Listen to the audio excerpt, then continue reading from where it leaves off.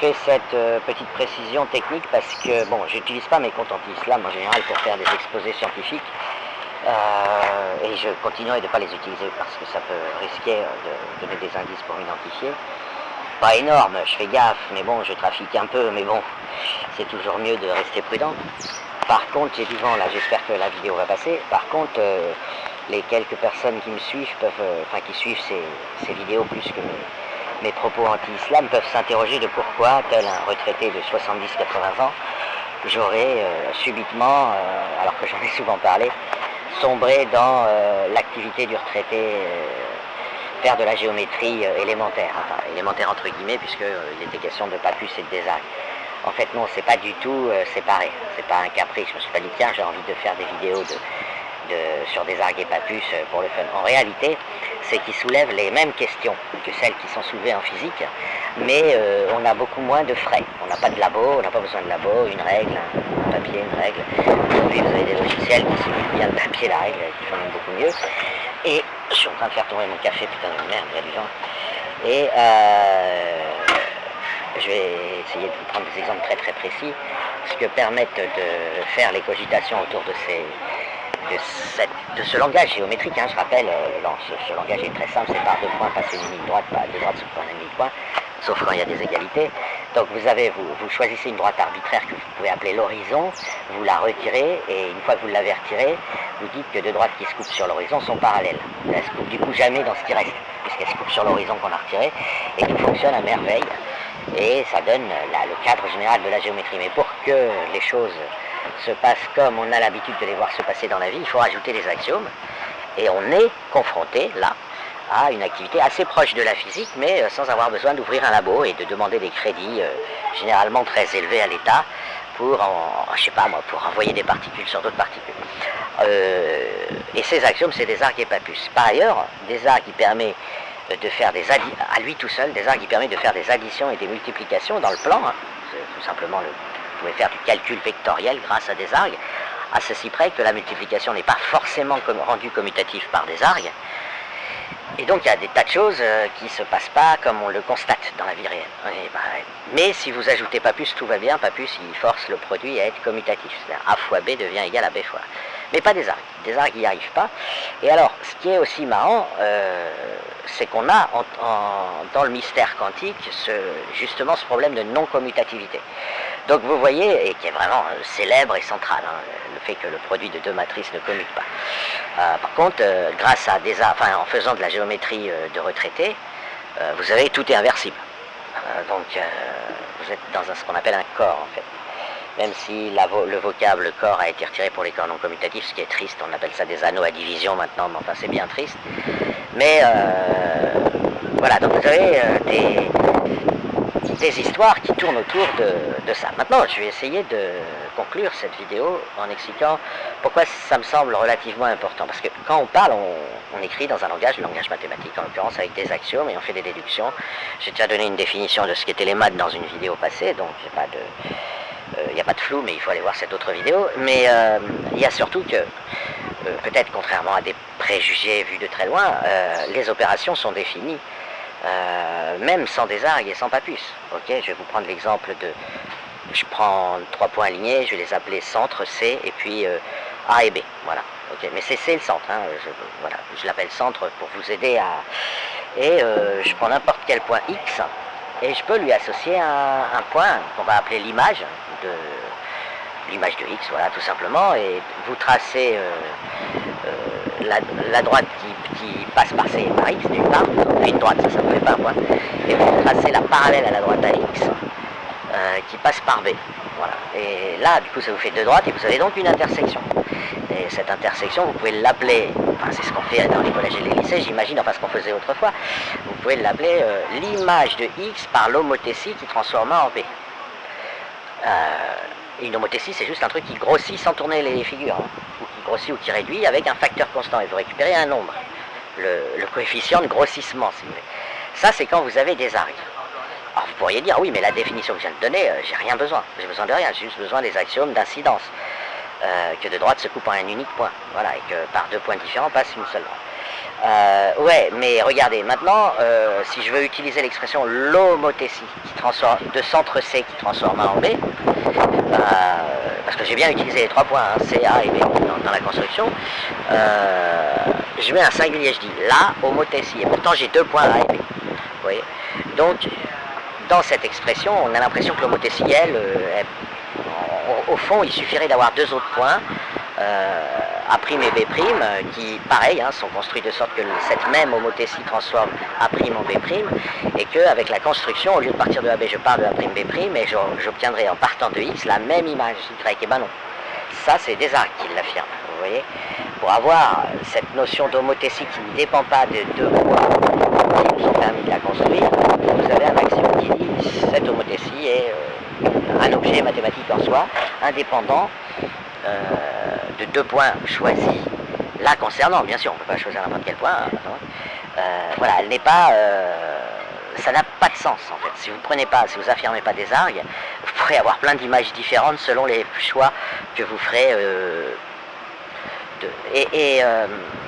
on est confronté à ça. Généralement, en physique, quand un truc ne dépend pas des machins, on va dire qu'on a affaire à une constante de la nature.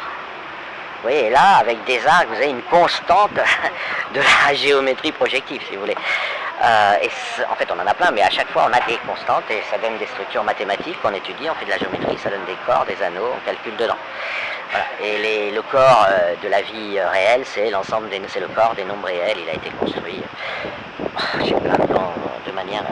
Voilà, donc, et ces notions de constance, vous avez plusieurs façons d'arriver à un même objet, mais un axiome, des théorèmes de maths déduits de ces axiomes, vous disent que ce même objet, il ne dépend pas des différents protocoles et des différents choix qui ont été faits. C'est une des grandes activités technologiques, je dirais. Voilà. C'est ce qui permet d'ailleurs les délocalisations à grande échelle. On peut délocaliser les usines. Vous n'avez pas une loi de la nature qui vous dit ah, si vous voulez une usine qui fabrique des trombones, vous êtes obligé de la mettre à, je sais pas moi, Albi. Voilà. Mais si vous voulez que cette usine fabrique des enveloppes, vous ne pouvez pas la mettre à Albi, il faut la mettre à Strasbourg. Bon, il n'y a pas de loi de la nature qui dit ça. Et en fait, on considère qu'il n'y a pas de loi de la nature qui dit ça, et en considérant, donc en posant comme axiome qu'il n'y a pas de loi de la nature qui force ça, donc en fait c'est une sorte d'affirmation négative, vous voyez. Dire de toute façon cette construction est indépendante de l'endroit où on construit l'usine pour l'opérer, vous faites une affirmation, ce qu'on appelle de symétrie de la nature, d'indépendance.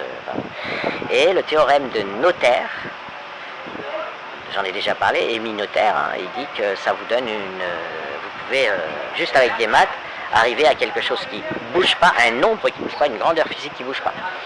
C'est comme ça qu'on a la conservation de l'énergie, la conservation de la quantité de mouvement, etc. Bon, à partir de Lagrangien, moi j'aime pas trop cette façon de cacher au public que c'est à partir d'un Lagrangien. Donc, le plus important c'est le lien. Okay, c'est le lien entre une fonction qui va, que vous allez appeler un Lagrangien, mais vous pouvez l'appeler comme vous voulez, vous pouvez l'appeler une fonction comptable, faites des calculs, différentiels, tout ça, et vous avez un théorème de maths qui vous dit tiens, tel machin, il va, lui, ça va toujours être la même chose, la valeur va toujours être la même chose, pas la peine de tester, on peut le prouver mathématiquement. C'est le lien qui existe, parce que ce lien, enfin le choix de votre fonction, il peut apparaître arbitraire, en tout cas au grand public à qui on présenterait ça, et donc on s'en fout, on ne va pas se justifier sur le choix de cette fonction. Eh bien vous avez en fait des choses, on est tellement habitué, on a tellement de réflexes conditionnés, donc quand on fait de la géométrie on le fait avec une règle et un crayon et on s'aperçoit par l'expérience que des choses qui paraissent en fait même évidentes à notre cerveau, hein, j'ai déjà fait une vidéo pour dire que Desargues nous paraît évident à cause de la vue en 3D, en fait on ne sait pas si c'est vrai puisqu'on les pose comme axiome. Et ce qui est très marrant avec Desargues, c'est qu'on a cette chance d'associer à cette configuration une vision en 3D qui nous le rend presque évident, physiquement évident, en quelque sorte. Desargues est physiquement évident, mais cette physique, c'est nos neurones qui perçoivent, c'est le sens de la vue en 3D, vous voyez, c'est les lunettes 3D. Et pour l'heure, le mouvement général de la science physique, il est de retirer ces actions. Einstein, etc. Einstein, la théorie quantique, le paradigme quantique et tout, et d'une manière générale, on retire ces axiomes et on va soit les réobtenir, soit au moins les casser, enfin les découper en mini-axiomes, et regardez, parmi ces mini-axiomes, s'il n'y a pas des choses qui sont des théorèmes, donc il n'y avait pas besoin de les supposer, etc. Voilà. Et en particulier, la géométrie non argésienne, c'est-à-dire les plans projectifs vérifiant pas le théorème de Desargues, ça vous donne ces mêmes impressions, ces mêmes sensations scientifiques que quand vous faites de la relativité et que vous aviez vos préjugés sur le temps absolu, ou quand vous faites de la théorie quantique et que vous aviez vos préjugés sur un monde unique, enfin sur une seule réalité. Là, vous avez, avec Desargues, vous avez plusieurs homothéties définies de la même manière, mais donnant pas les mêmes résultats, etc. Ah oui, pardon, j'ai arrêté la vidéo. Oh merde, j'ai encore du vent. Je vais attendre qu'il ait fini de passer. J'ai arrêté la vidéo, mais en fait, l'image que je mets en arrière-plan, il faut quand même que je la dise. C'est le théorème de Pappus dans le cas général. J'insiste bien, c'est dans le cas général. J'ai demandé à Grock qu'il me fasse un dessin avec 2 et 5. Vous voyez, rien de plus, rien de spécial sous le soleil.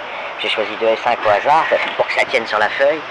Vous voyez, vous avez l'impression de voir, votre cerveau ne vous trompe pas, un espèce de tunnel rectangulaire, c'est un parallélépipède infiniment long, et donc vous imaginez que les 3 droites vont être concurrentes en regardant à l'infini ce tunnel. C'est Pappus dans le cas général. Ça permet, alors c'est pas une preuve de maths, parce que j'ai pas prouvé que les droites sont concurrentes, évidemment. Le théorème de Pappus, il dit que les 3 droites là vont forcément se couper, et j'aurais pu prendre autre chose que 2 et 5. Mais en fait, c'est Pappus dans le cas général, c'est-à-dire que je vous ai démontré Pappus à partir de votre cerveau sur ce dessin. Je vous démontre, c'est-à-dire qu'en fait je vous le démontre pas, je vous le fais, comment on pourrait dire, profondément ressentir comme vrai, voilà, on va dire les choses comme ça. Bon alors qu'est-ce qui se passe? Le théorème de Pappus, d'abord, il dit la même chose que son dual, enfin il dit pas la même chose que son dual, mais c'est pas possible.